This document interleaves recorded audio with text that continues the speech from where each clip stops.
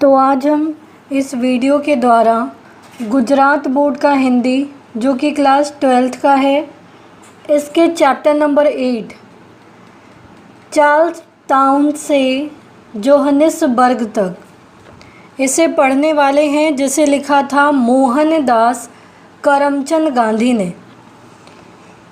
तो इस वीडियो में या इस चैप्टर में हम गांधी जी के द्वारा लिखी गई आत्मकथा अर्थात खुद के साथ जो घटना हुई है उस घटना को याद करते हुए मोहनदास करमचंद गांधी ने इसे लिखा है। इसमें वो कहते हैं कि कैसे भारत पहले जब भारत गुलाम था तब उन दिनों में अंग्रेज भारतीयों के साथ कैसे कैसे जुल्म करते थे, कैसे कैसे उसे प्रताड़ित करते थे। उन्हें एक कुली से भी अधिक नहीं समझा जाता था।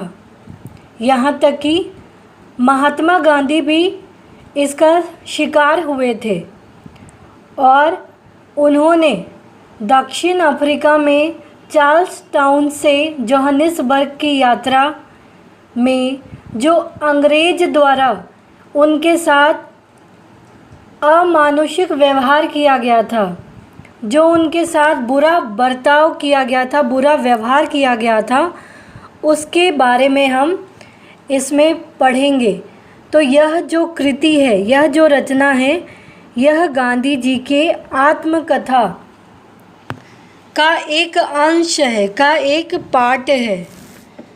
तो आइए इसे हम स्टार्ट करते हैं। चैप्टर नंबर 8 है चार्ल्स टाउन से जोहानिसबर्ग, जिसे लिखा है मोहनदास करमचंद गांधी ने, जिनका जन्म सन 1869 ईस्वी में और इनका निधन सन 1948 ईस्वी में हुआ था। महात्मा गांधी का जन्म गुजरात के पोरबंदर शहर में हुआ था। प्रारंभिक शिक्षा राजकोट में हुई। बैरिस्ट्री की पढ़ाई उन्होंने इंग्लैंड में की तथा दक्षिण अफ्रीका में वकालत के लिए गए। वहाँ हिंदुस्तानियों के अधिकार एवं स्वाभिमान के लिए लड़े। बाद में भारत आकर उन्होंने अंग्रेज़ों के खिलाफ स्वतंत्रता की जंग छेड़ी और उनकी अगुवाई में भारत ने आज़ादी प्राप्त की। वे राष्ट्रपिता कहलाए। तो महात्मा गांधी का जन्म गुजरात के पोरबंदर शहर में हुआ था और इनकी प्रारंभिक शिक्षा, सबसे पहले इन्होंने शिक्षा ग्रहण राजकोट में की। बैरिस्ट्री की पढ़ाई उन्होंने इंग्लैंड से की और दक्षिण अफ्रीका में वकालत के लिए गए। वहाँ इन्होंने हिंदुस्तानियों के लिए, जो भी हिंदुस्तानी वहाँ रह रहे थे दक्षिण अफ्रीका में, उनके अधिकारों के लिए, उनके स्वाभिमान के लिए वो लड़े और बाद में भारत आकर स्वतंत्रता के लिए जंग छेड़ी और उनकी अगुवाई में, उनके नेतृत्व में भारत ने आज़ादी प्राप्त की और उन्हें राष्ट्रपिता भी कहते हैं। सत्यना प्रयोगों गुजराती में लिखित उनकी आत्मकथा एक श्रेष्ठ कृति है जो विश्व की अधिकतर भाषाओं में अनुदित है। मेरा धर्म, सत्याग्रह, आश्रम का इतिहास, सर्वोदय, मेरे सपनों का भारत, मोहनमाला, हिंदी स्वराज्य, अनाशक्ति योग, दक्षिण अफ्रीका, सत्याग्रह का इतिहास, मंगल प्रभात आदि उनकी प्रमुख रचनाएं हैं। तो सत्यना प्रयोग, जो कि गुजराती में लिखी गई उनकी आत्मकथा है, जो विश्व भर में अलग अलग भाषाओं में लिखे गए, ट्रांसलेट किए गए हैं। इसके अलावा उनकी रचनाओं में मेरा धर्म, सत्याग्रह, आश्रम का इतिहास, सर्वोदय, मेरे सपनों का भारत, मोहनमाला, हिंदी स्वराज्य, अनासक्ति योग, दक्षिण अफ्रीका सत्याग्रह का इतिहास, मंगल प्रभात आदि उनकी प्रमुख रचनाएं हैं। प्रस्तुत कृति उनकी आत्मकथा का अंश है। ये जो चैप्टर है ये उनके जीवन में घटने वाली घटना का एक पार्ट है।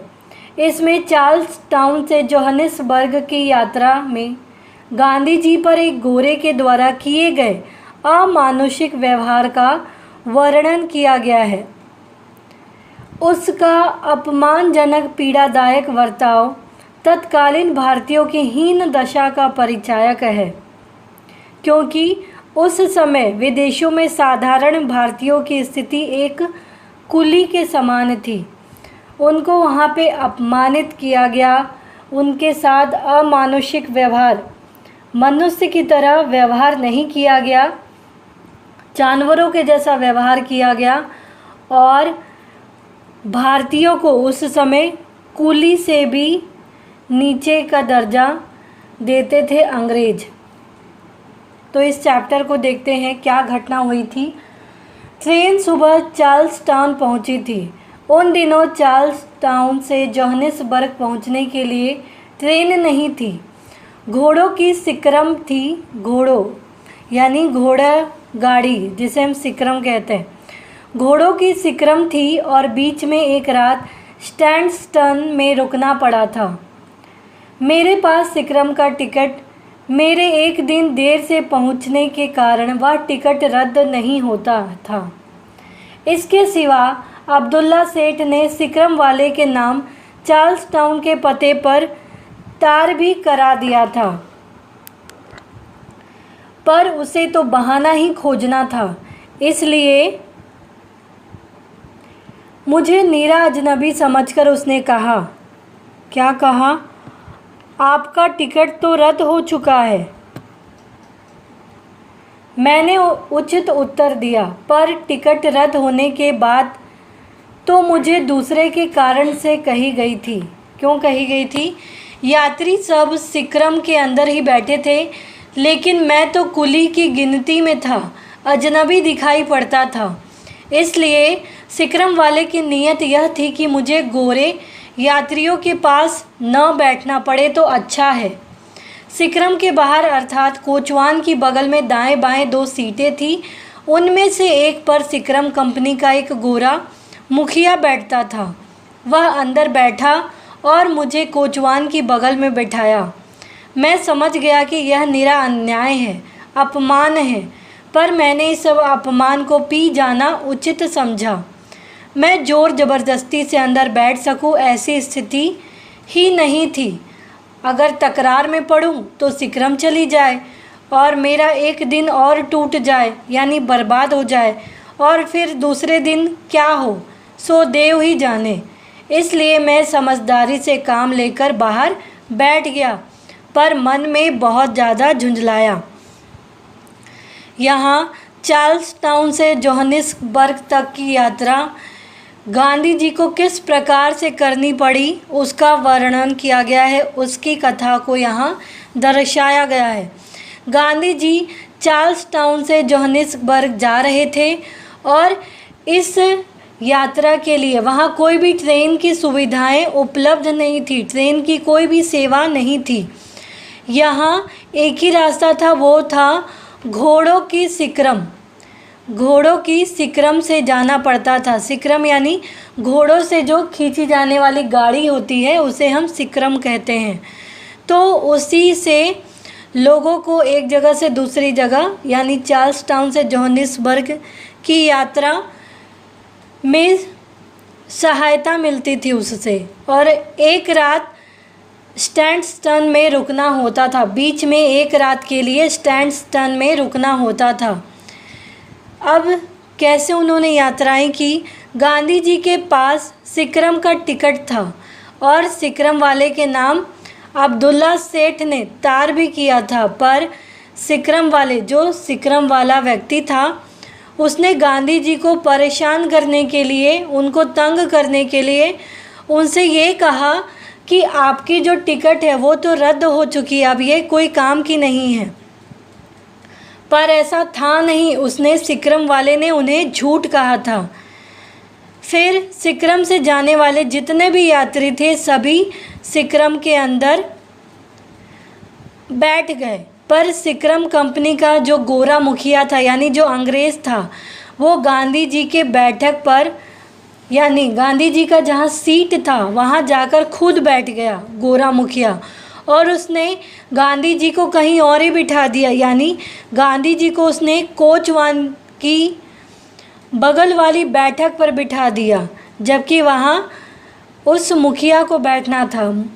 गोरे मुखिए ने गांधी जी की जगह पर खुद बैठ गया और जहाँ उसे बैठना था कोचवान की बैठक के पास में, वहाँ वो गांधी जी को बिठा दिया। तो इससे गांधी जी को अपमान का अनुभव हुआ, उन्हें अपमानित लगा खुद के लिए। निरा अन्याय, ये तो सरासर उनके साथ अन्याय हुआ और गांधी जी को यह सही भी नहीं लगा, लेकिन उस वक्त गांधी जी ने चुप रहना ही सही समझा कि अगर मैं अभी इनसे लड़ूंगा झगड़ूंगा तो सिक्रम तो चली जाएगी और फिर मेरा एक दिन बर्बाद भी हो जाएगा, और फिर आगे तो भगवान ही मालिक है कि क्या होगा। तो इसीलिए उन्होंने अपनी समझदारी दिखाई और समझदारी से काम लेकर वहीं पे बैठ गए। लेकिन मन में उनको बहुत ज़्यादा झुंझलाहट हुई, उनको बहुत ज़्यादा गुस्सा आया। लगभग 3 बजे सिक्रम पारडी को पहुंची। अब उस गोरे मुखिया ने चाहा कि जहां मैं बैठा था वहां वह बैठे।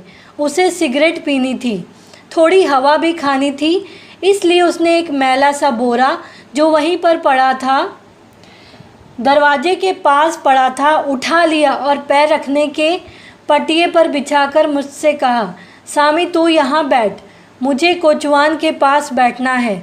मैं इस अपमान को सहने में असमर्थ था, इसलिए मैंने डरते डरते उससे कहा, तुमने मुझे यहाँ बिठाया और मैंने वह अपमान सह लिया। मेरी जगह तो अंदर थी, पर तुम अंदर बैठ गए और मुझे यहाँ बिठाया। अब तुम्हें बाहर बैठने की इच्छा हुई और सिगरेट पीनी है, इसलिए तुम मुझे अपने पैरों के पास बैठाना चाहते हो। मैं अंदर जाने को तैयार हूँ, पर तुम्हारे पैरों के पास बैठने को तैयार नहीं हूँ। तो 3 बजे सिक्रम पारडी को पहुँची। अब वो जो गोरा मुखिया था वह उसे सिगरेट पीनी थी, इसके लिए वो जहाँ पे उसने गांधी जी को बिठाया था कोचवान के बैठक में, वहाँ वो खुद जाकर हवादार जगह पर जाकर सिगरेट पीना चाहता था। और वो वहाँ एक मैला बोरा नीचे पड़ा था, उसमें उसने कहा कि गांधी जी को आप यहाँ बैठो, और ख़ुद वो ऊपर बैठकर सिगरेट पीना चाहता था। लेकिन गांधी जी को यह बहुत ही अपमान सहन नहीं हुआ। उन्होंने कहा कि पहले आपने मुझे बिठाया यहाँ कोचवान के अंदर वाली बैठक पर, मैंने वह अपमान वह बेइज्जती तो मैंने सह ली, लेकिन मेरी जगह तो अंदर बैठने के लिए थी, मेरी सीट अंदर थी, पर आप वहाँ जाकर बैठ गए और मुझे यहाँ बिठा दिया। अब आपको सिगरेट पीने की इच्छा हो रही है तो आप अपने पैरों के पास मुझे बैठाना चाहते हो, पैरों तले अपने मुझे बिठाना चाहते हो, लेकिन मैं नहीं बैठूंगा। भले मैं अंदर जाने को रेडी हूँ, मैं अंदर जाने के लिए तैयार हूँ, पर तुम्हारे पैरों के पास बैठने के लिए तैयार नहीं हूँ। मैं मुश्किल से इतना कह पाया था कि मुझ पर तमाचों की वर्षा होने लगी और वह गोरा मेरी बाह पकड़कर मुझे नीचे खींचने लगा। बैठक के पास ही पीतल के सिंगछे थे, सिंगछे यानी लोहे का छोटा छड़। मुझ पर जो बीत रही थी उसे अंदर बैठे हुए खींच रहा था, मार भी रहा था, पर मैं चुप था। वह बलवान था और मैं बल। उनमें से कुछ बोल उठे, अरे भाई, उस बेचारे को वहाँ बैठा रहने दो, उसे नाहक मारो मत, बिना कारण मारो मत। उसकी बात सच है, वहाँ नहीं तो उसे हमारे पास अंदर बैठने दो। गोरे ने कहा, हरगिज नहीं, पर थोड़ा शर्मिंदा वह ज़रूर हुआ। अतएव उसने मुझे मारना बंद कर दिया और मेरी बाह छोड़ दी। 2-4 गालियां तो ज़्यादा दी, पर एक होटेंटाट नौकर दूसरी तरफ बैठा था, उससे अपने पैरों। तो गांधी जी ने बहुत ही मुश्किल से इतना गोरे को कह पाया कि आपने मेरी सीट ले ली। अब आप कह रहे हो कि आपके पैरों तले मैं बैठूं, लेकिन मैं अंदर जाने के लिए तैयार हूं, लेकिन आपके पैरों तले नीचे बैठने के लिए तैयार नहीं हूं। बस गांधी जी ने इतना ही कहा और उस गोरे ने गांधी जी को तमाचों पे तमाचा मारना स्टार्ट कर दिया और उनकी बाह पकड़कर नीचे खींचने लगे और सिंगचे यानी लोहे का छोटा छड़ वहाँ बैठक के पास ही लोहे का छड़ था। मैंने भूत की तरह उसे पकड़ लिया। गांधी जी ने उसे जकड़कर पकड़ लिया और यहाँ तक ये सोचा कि भले कलाई चाहे उखड़ जाए, मैं उस छड़ को नहीं छोड़ूंगा। उन पर जो बीत रही थी, गांधी जी पर जो बीत रही थी, उसे वहाँ बैठे जितने भी लोग थे सब देख रहे थे। लेकिन जो वो गोरा अंग्रेज़ था वो उनको गालियाँ दे रहा था, उनको खींच रहा था, उनको मार रहा था, लेकिन गांधी जी चुप थे। क्यों? क्योंकि वो बलवान व्यक्ति था, शक्तिशाली था और गांधी जी बलहीन, उनमें शक्ति नहीं थी। यात्रियों में कईयों को दया भी आई गांधी जी को ऐसी अवस्था में देखकर। कुछ तो बोल भी उठे। क्या बोल उठे? अरे भाई, उस बेचारे को वहाँ बैठे रहने दो, मतलब जैसे वो वहाँ बैठा है उसे बैठे रहने दो, उसे मारो मत। उसकी बात सच है वहाँ, नहीं तो एक काम करो, आप गांधी जी को उसे आप हमारे पास बैठने दो। लेकिन वो गोरे ने इस बात को बिल्कुल भी नहीं माना और कहा हरगिज़ नहीं। उसको थोड़ा बहुत लोगों के कहने पर थोड़ी बहुत शर्मिंदगी हुई और इसके कारण उसने इतना किया कि गांधी जी को मारना बंद कर दिया और उनकी बाहें छोड़ दी और 2-4 गालियां तो ज़्यादा दी। पर एक होटेंटाट नौकर दूसरी तरफ बैठा था। जो नौकर था वो दूसरी तरफ बैठा था और उसे अपने पैरों के सामने बैठाकर खुद बाहर बैठा। यात्री अंदर बैठ गए। सीटी बची, सिक्रम चली। मेरी छाती तो धड़क ही रही थी। मुझे शक हो रहा था कि मैं जिंदा मुकाम पर पहुंचूंगा या पहुंच सकूंगा या नहीं। वह गोरा मेरी ओर बराबर देख रहा था। उंगली दिखाकर बड़बड़ाता रहा, याद रख, स्टैंडस्टन पहुंचने दे, फिर तुझे मज़ा चखाऊंगा। मैं तो गूंगा ही बैठा रहा और भगवान से अपनी रक्षा के लिए प्रार्थना करने लगा।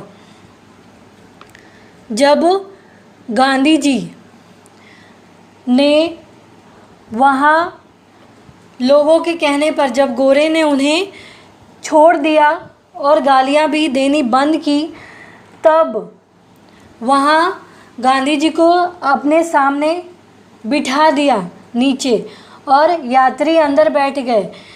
फिर सीटी बजी और सीटी बजने के बाद सिक्रम फिर से चलने लगी। पर गांधी जी का जो दिल था वो अभी भी, छाती जो है अभी भी धड़क रही थी। क्यों? वो ये सोच रहे थे कि किसी तरीके से भी मैं बस जिंदा सही सलामत अपनी जगह पर पहुंच जाऊं। वो जो गोरा अंग्रेज व्यक्ति था वो लगातार गांधी जी को देख रहा था और उंगली दिखाकर और उनको धमकी दे रहा था, डरा रहा था कि याद रख, स्टैंडस्टन पहुंचने दे, फिर मैं तुझे मज़ा चखाऊंगा। बेचारे गांधी जी को डर लग रहा था कि वो अपने मुकाम तक जिंदा पहुंचेंगे कि नहीं, और वो चुपचाप ही वहाँ बैठे रहे और भगवान से अपनी रक्षा के लिए प्रार्थना करने लगे। रात हुई, स्टैंडस्टन पहुँचे। कई हिंदुस्तानी चेहरे दिखाई दिए। मुझे कुछ तसल्ली हुई। नीचे उतरते ही हिंदुस्तानी भाइयों ने कहा, हम आपको ईसा सेठ की दुकान पर ले जाने के लिए ही खड़े हैं। हमें दादा का तार मिला है। मैं बहुत खुश हुआ। उनके साथ सेठ ईसा हाजी सुमार की दुकान पर पहुंचा। सेठ और उनके मुनीम गुमास्तों ने मुझे चारों ओर से घेर लिया। मैंने अपनी जो भी बीती सुनाई। वे बहुत दुखी हुए और अपने कड़वे अनुभव का वर्णन करके उन्होंने मुझे आश्वस्त किया। मैं सिक्रम कंपनी के एजेंट को अपने साथ हुए व्यवहार की जानकारी देना चाहता था। मैंने एजेंट के नाम चिट्ठी लिखी। उस गोरे ने जो धमकी दी थी उसकी चर्चा की और यह आश्वासन चाहा कि सुबह आगे की यात्रा शुरू होने पर मुझे दूसरे यात्रियों के पास अंदर की जगह दी जाए। चिट्ठी एजेंट को भेज दी। एजेंट ने मुझे संदेशा भेजा। स्टैंडस्टन से बड़ी सिक्रम आती है और कोचवान वगैरह बदल जाते हैं। जिस आदमी के खिलाफ आपने शिकायत की है वह कल नहीं रहेगा। आपको दूसरे यात्रियों की जगह मिलेगी। इस संदेशे से मुझे थोड़ी बेफिक्री हुई। मुझे मारने वाले उस गोरे पर किसी तरह का कोई मुकदमा चलाने का तो मैंने विचार ही नहीं किया था। इसलिए मार का यह प्रकरण यही समाप्त हो गया। सवेरे ईसा सेठ के लोग मुझे सिक्रम पर ले गए। मुझे मुनासिब जगह मिली और बिना किसी हैरानी मैं उस रात जोहानिसबर्ग पहुंच गया। तो जब रात हुई, स्टैंडस्टन पहुँचे तो गांधी जी ने हिंदुस्तानी चेहरों को देखा तो उन्हें तसल्ली हुई कि अपने लोग आ गए हैं।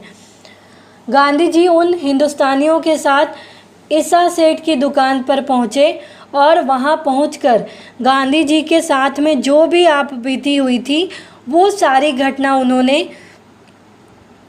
ईसा सेठ को बताया। उन्होंने गांधी जी को आश्वस्त किया, आश्वासन दिया, दिलासा दिया। गांधी जी ने सिक्रम कंपनी के एजेंट को पत्र लिखा और उस पत्र में गांधी जी ने गोरे के लिए शिकायत की जिसने उनके साथ दुर्व्यवहार किया था, गलत व्यवहार किया था। कंपनी वालों ने गांधी जी को यह आश्वासन दिया, यह दिलासा दिया कि सुबह की जो आपकी यात्रा है वो सिक्रम में अंदर आपको बैठने की जगह मिल जाएगी। और एजेंट ने गांधी जी को ये भी आश्वासन किया कि जो गोरा था, कोचवान जो गोरा था वो गोरा कल नहीं रहेगा। कल स्टैंडस्टन से बड़ी सिक्रम आएगी और उस बड़ी सिक्रम में अन्य यात्रियों के साथ आपको अंदर ही जगह मिलेगी। आपको ये तकलीफ़ नहीं उठानी पड़ेगी।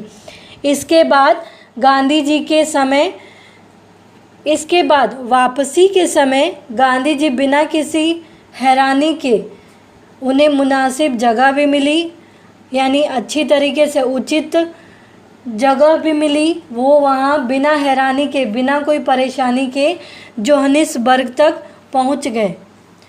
तो इस प्रकार से हमने देखा कि गांधी जी की यात्रा जो चार्ल्सटाउन से लेकर जोहानिसबर्ग, इस बीच की जो यात्रा, इस बीच में जो उनके साथ व्यवहार किया गया उसका यहाँ वर्णन किया गया है। इसीलिए इसे आत्मकथा, जो उनके साथ घटना हुई उसको गांधी जी ने लिखा है, तो यह आत्मकथा है। इस प्रकार से ये चैप्टर आपका